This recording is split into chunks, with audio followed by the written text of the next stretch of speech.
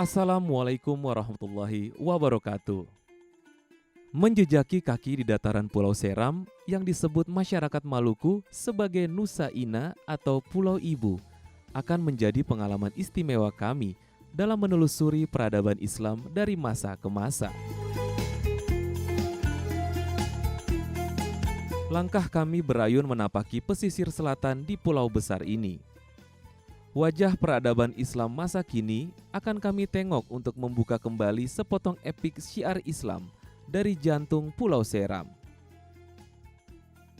Rute menuju Seram Selatan kami tempuh dari perlintasan pelabuhan penyeberangan Liang Waipirit. Jalur lintasan panjang dari wilayah Seram bagian barat hingga melintasi beberapa negeri di dataran Pamahanu Nusa atau wilayah Maluku Tengah.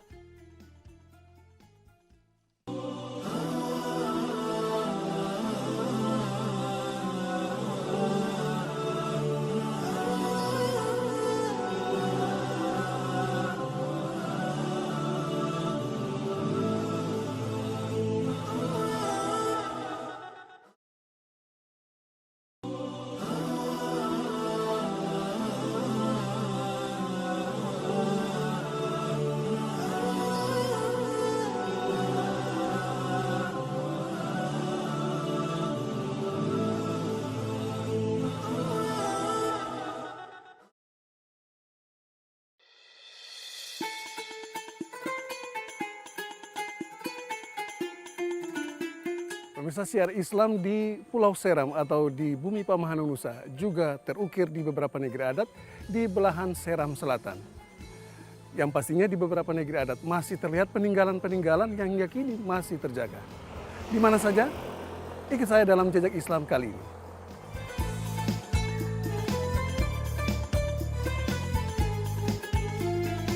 Jejak peradaban Islam di Pulau Seram telah tertoreh dalam hikayat asal-muasal negeri-negeri adat di pesisir selatan Pulau Seram. Ada beberapa negeri yang menyimpan bukti sejarah adanya pengaruh Islam yang masuk melalui jalur sutra ataupun pengaruh beberapa kesultanan di Indonesia. Bukti sejarah syiar Islam kebanyakan berupa hikayat yang dituturkan turun-temurun dari generasi ke generasi, dan ada pula bukti peninggalan bangunan masjid tua yang masih berdiri. Kami pun mencoba menapaki satu persatu jejak peradaban Islam yang masih terlihat hingga kini. Tapak peradaban Islam kami susuri dari Kecamatan Amahai, salah satu kecamatan tertua di Kabupaten Maluku Tengah. Di sini ada beberapa negeri Muslim yang tercatat dalam sejarah panjang riwayat syiar Islam di bumi para raja.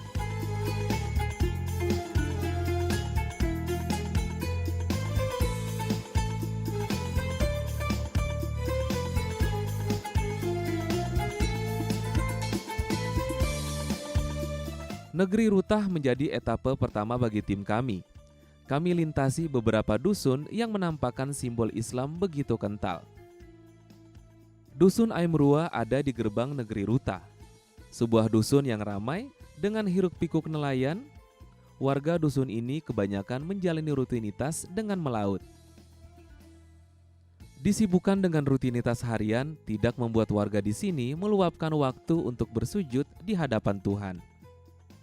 Dan di masjid inilah warga dusun menundukkan hasrat duniawi sembari bermunajat dalam ibadah sholat 5 waktu. Masjid kecil yang nampak sederhana menjadi peraduan warga untuk lebih mengenal Tuhan. Masjid ini adalah Masjidil Al-Wahdaniyah. Masjid Al-Wahdaniyah memang bukan sebuah masjid tua, namun dari masjid ini tersiat geliat peradaban Islam yang membingkai catatan syiar Islam di negeri induknya, negeri Rutah. Dari masjid inilah warga dusun yang mengagungkan kebesaran ilahi menumpahkan segala niat untuk membentuk pribadi insan muslim yang bermartabat.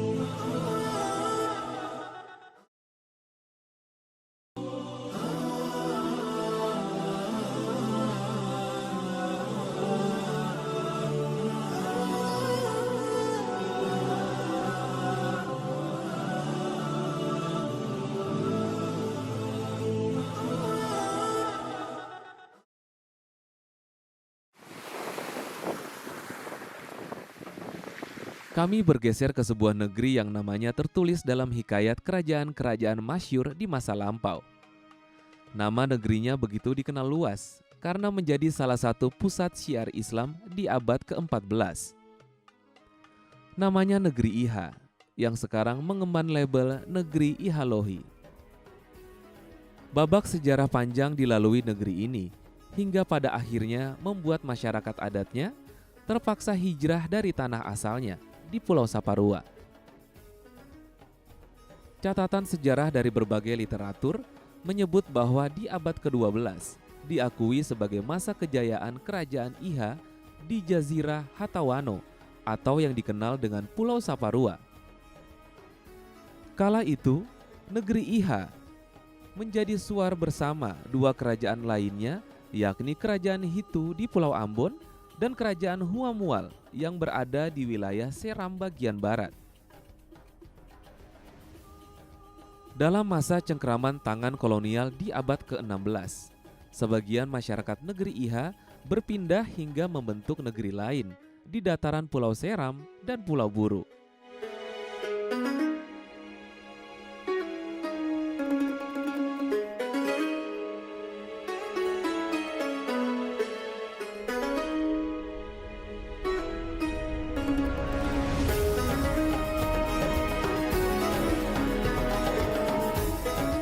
Disinilah peraduan terakhir bagi sebagian masyarakat negeri Iha setelah membangun perkampungan di atas tanah hibah dari pemerintah negeri Sepa.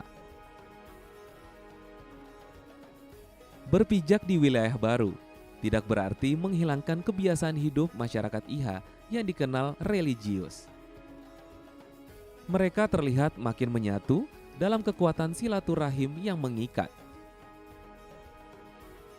Di tengah geliat kehidupan yang berkembang, mereka tetap menyandarkan munajat dan hasrat insan kepada Sang Khalik dalam bangunan masjid ini.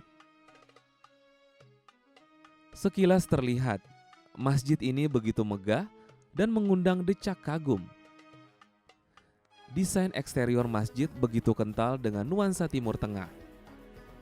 Ornamen dalam masjid pun memancarkan simbol Islam yang terlihat estetis. Masjid yang sekarang ini awalnya itu bernama Al-Mubarakah Mariki. Maksudnya masjid yang diberkati di Masrik atau di timur. Ya, itu ketika Islam mula pertama datang di bumi Kepulauan Maluku sampai dengan di zaman Portugis. Nanti zaman Belanda pada abad ke-17 berubah. Dikasih namalah ya Masjid Nurul Insan. Bangunan masjid yang megah ini menjadi alas kerinduan masyarakat Iha ke kampung halaman yang sudah ditinggalkan. Alasan ini yang membuat masyarakat tetap menamakan masjid ini sesuai nama lama yang disematkan, yakni Nurul Insan. Nama Nurul Insan punya sejuta makna. Filosofi yang terkandung di dalamnya bukan sekedar mengagumkan Sang Khalik, tetapi juga menganalogikan perjuangan Rasulullah Sallallahu Alaihi Wasallam dalam mengibarkan panji Islam di jagat semesta. Tapi yang dimaksud itu pada hakikatnya adalah Nur Muhammad. Hanya untuk menghindari hilafiyah secara filosofis diberi nama Nur Insan, hanya cahaya manusia. Itulah sampai sekarang ini. Sampai kita tragedi kemanusiaan kita hijrah ke sini di Petunan Sepa, Kecamatan Amahedi. Terlepas dari nilai sejarah yang melekat, nama Nurul Insan seakan menjadi pengingat abadi dalam ingatan masyarakat Iha.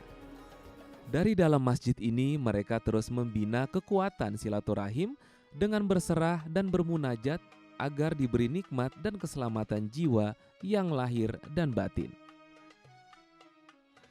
Apa yang diwariskan para leluhur masih melekat dalam tatanan hidup di sini. Salah satunya yakni dengan menunaikan kewajiban sebagai insan muslim sejati yang dipedomankan dari rukun Islam.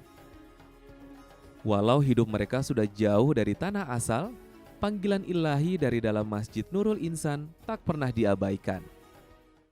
Kumandang azan akan selalu mengingatkan mereka untuk selalu yakin ada hikmah tak terduga di setiap takdir ilahi.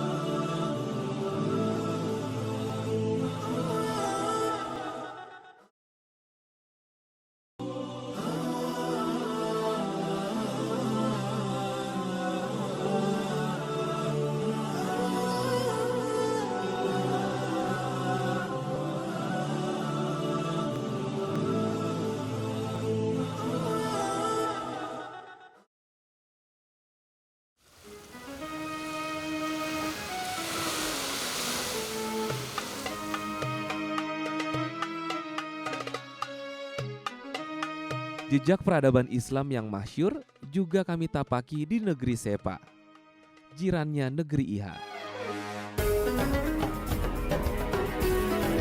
Negeri Sepa dikenal tradisi budaya hadratnya yang melegenda. Tarian hadrat yang selalu dimainkan kaum pria di setiap perayaan hari besar Islam membawa nama Sepa dalam deretan negeri-negeri berbudaya Islam. Kehidupan masyarakat negeri Sepa juga tidak jauh beda dengan negeri-negeri Muslim lain di Maluku. Sisi religius begitu melekat dalam keseharian mereka. Hidup mencari nafkah mereka imbangi dengan mendekatkan diri dengan Sang Khalik di masjid. Masjid besar sebagai tempat peraduan mereka, bermunajat kepada Sang Pemilik Semesta ada di antara jajaran pemukiman. Masjid Al-Falah namanya. Bangunan masjid sementara dalam perampungan. Masjid Nurul Falah yang sementara direnovasi ini menyimpan catatan sejarah panjang. Riwayat sejarah berdirinya masjid ini pun diyakini dalam berbagai versi. Ada yang meyakini Masjid Al-Falah sudah berusia ratusan tahun.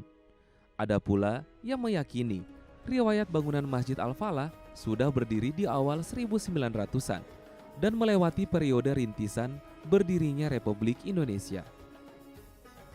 Merujuk dari berbagai sumber referensi, catatan sejarah berdirinya masjid ini belum dipatenkan secara akurat. Namun hal ini tidak dipolemikan demi menjaga keautentikan sejarahnya. Dari salah seorang tokoh agama, sebagian versi riwayat Masjid Al-Falah diungkap. Riwayatnya dituturkan dari keturunan pekerja atau tukang yang menyimpan catatan pembangunan Masjid Al-Falah di awal 19. Ini masjid yang dipugar. Sekaligus masjid yang tua kemarin itu dibongkar secara total. Jadi masjid ini dibangun pada tahun 2006. Tanggal 23 Maret 2006. Jemaah yang dulu, masjid yang dulu itu tidak mampu untuk menampung jemaah. Sehingga dalam musyawarah desa, demi kelangsungan masyarakat yang lebih banyak ini, terpaksa harus ini dibangun baik. Ini juga pun kalau waktu hari Lebaran itu tidak mampu untuk menampung jamaah.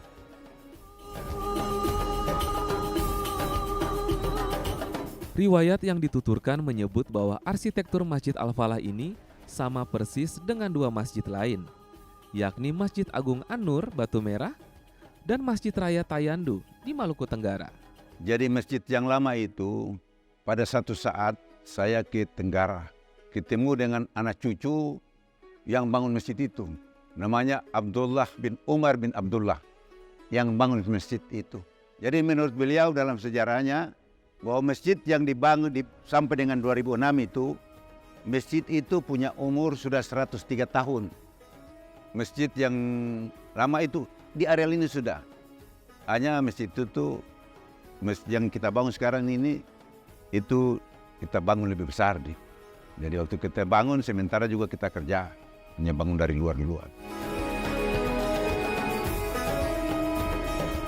Bangunan masjid yang sekarang dipakai untuk beribadah sengaja digeser dari lokasi bangunan masjid tua yang berada di sisinya. Pondasi masjid tua masih terlihat meskipun tidak lagi utuh. Ada sebagian puing yang masih terlihat.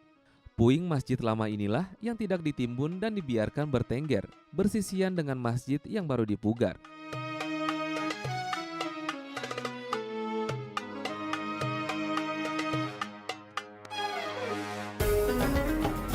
Bertambahnya jumlah jamaah membuat pemerintah negeri bersama masyarakat melakukan pemugaran masjid. Renovasi sudah berlangsung dari tahun 2006 lalu. Hampir 20 tahun dipugar dan belum kunjung selesai. Ini bangunan Masjid Raya masih terbesar di Sepa. Pasti luasnya lebih besar dari bangunan masjid lama atau masjid tua yang berada di sisi masjid yang baru dipugar ini. Kalau masjid tua mungkin daya tampungnya tidak sebegitu banyak, tapi di Masjid Raya yang baru dipugar ini bisa menampung lebih dari 400 jamaah yang diadakan oleh pemerintah. Nah, kalau dilihat dari sudut-sudut bangunan masjid ini ada beberapa pilar besar, namun yang paling agak menarik itu yang pilar penyangga kubah, ada 4 pilar besar. Ini juga menimbulkan arti yang penuh makna bagi umat Islam di Indonesia, Pak. Ini yang sementara dilakukan ini proses pengerjaan pemugarannya sudah berlangsung dari tahun 2006 sampai 2003 ini.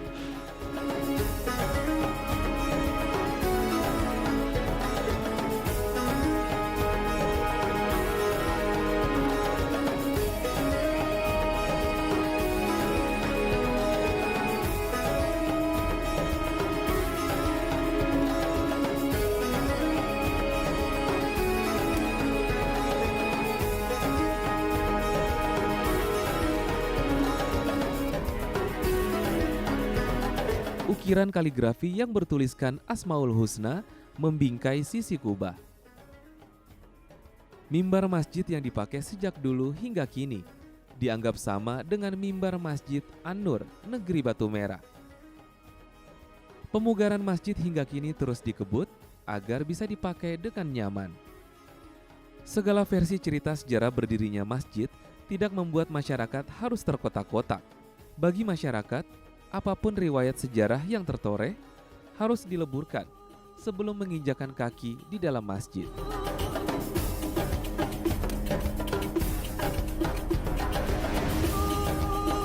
Masjid Al-Falah seakan menjadi pengikat tali silaturahim antara masyarakat negeri Sepa. Segala perbedaan pandangan di antara sesama anak negeri dipendam dalam kekuatan niat dan doa bersama saat datangnya waktu untuk menunaikan sholat 5 waktu. Kekuatan menjaga persaudaraan mereka kokohkan demi menjaga tegaknya panji Islam, sebagaimana yang diperjuangkan para leluhur mereka dari zaman ke zaman. Dan di Masjid Al-Falah inilah mereka bermunajat mengharapkan lindungan Sang Ilahi.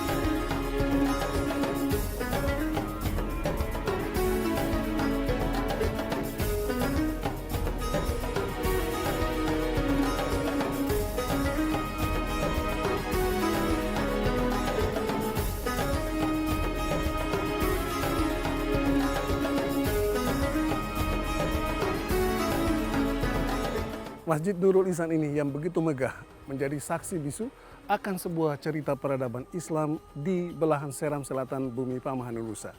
Dan masjid ini akan tetap kokoh untuk menjaga umat muslim dari segala hambatan dan gangguan. Demikian perjalanan saya dalam jejak Islam kali ini. Sampai jumpa di episode lainnya.